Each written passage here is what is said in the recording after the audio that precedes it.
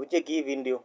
Katika uga wa chuo kikuu cha Rongo ambacho tamasha cha Luo Piny Luo awamu ya 6 ishaanza, kila kiti imepangwa, bado kuna shida kidogo ya sherehe, na kwa sasa tutaungana na katibu wa county atuelezee county ya Migori imepata fursa ya kuleta Wajaluo wote kutoka nchi ya Kenya, Tanzania, Uganda na hadi Kongo.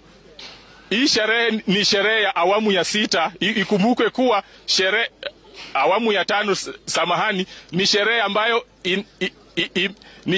inafanywa baada ya mwanzilishi wa sherehe hizi bwana aliyekuwa waziri mkuu Raila Amolo Odinga kuaga dunia. Ni sherehe ya aina yake, ni sherehe ambayo iko na vitengo tofauti. Kuna vitengo vya michezo, kuna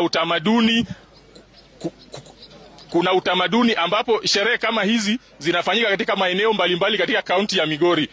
Kuna maeneo ya ufuo za Senya ambapo sherehe za mashua, sherehe za miereka, sherehe za utamaduni, na kuna ile kituo cha Thimlishoinga ambapo utamaduni wa Ujaluo imekita mikambi.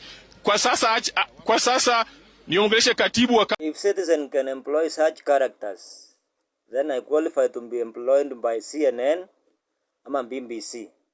Hii ni aibu. Aina hii ya vijana wana mchango mdogo sana katika taifa.